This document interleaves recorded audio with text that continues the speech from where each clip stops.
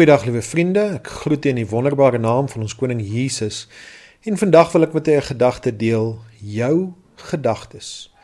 Ons lees in Kolossense 3 vers 2, bedink die dinge wat daarbo is, nie wat op die aarde is nie. Nou daar is groot waarheid in die gesegde, jou gedagtes weerspieël wat jy dit voer. Nou wil ek jou vra, sukkel jy om jou gedagtes te beheer? Negatiewe gedagtes kan my van my geloof beroof. Daar is een woord in Afrikaans wat deur die vyand gebruik word om jou negatief te beïnvloed. En dis die woorde sê nou maar. In Engels is dit die woorde if. What if?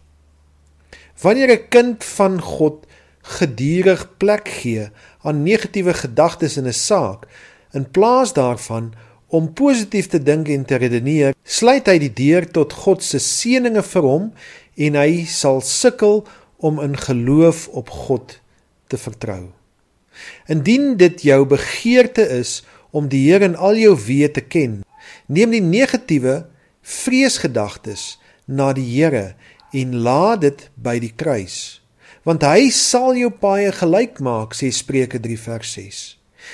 Jy ken sekerlik die verhaal van die man wie se motor op 'n verlate pad 'n papwiel gehad het en hy het nie 'n spaarwiel gehad nie. In die verte sien hy die liggies van 'n plaashuis en hy val in die pad en stap na die plaashuis. Sy gedagtes begin toe so met hom redeneer. Sê nou maar die boer is nors en hy het nie 'n pomp nie. Sê nou maar die boer is nors en hy wil nie vir my 'n pomp leen nie. Sê nou maar die boer wil nie eers vir my die deur oopmaak nie. Sê nou maar die boer wil nie vir my 'n spaarwiel leen nie. Toe hy aan die plaashuis se deur klop en die boer hom vriendelik groet, sê hy kortaf, man, hou jou pomp, en hy stap weg in die donkerte. Hierdie is moontlik 'n eenvoudige illustrasie, maar dit is wat die vyand met ons doen. In plaas daarvan om te sing, prys die Heer met blye galme, verkies ons om te sê, man, hou dit wat jy vir my wil gee en druk dit.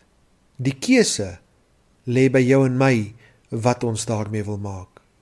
Indien jy begeer om 'n lewe te lei wat God in alle omstandighede eer en verheerlik, vul dan elke oggend jou gedagtes met gedagtes van vrede en nie van onheil nie.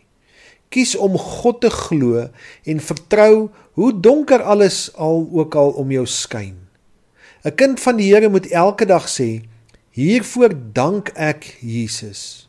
Dit mag moeilik klink, maar dit is die mees belonende keuse wat jy kan maak. Deur God so vir elke klein en groot dingetjie te vertrou, sal jy hom beter leer ken en ook sy wil ken en sy teenwoordigheid ervaar. Jou lewe sal 'n seisoen betree waar jy altyd die beste van God in jou lewe sal raak sien. Moenie wag nie. Begin deur nou jou gedagtes na bo te rig en fokus op God en sy genade en sy goedertierenheid vir jou in jou lewe. Onthou, God is goed. Ek groet u tot volgende keer. Totsiens.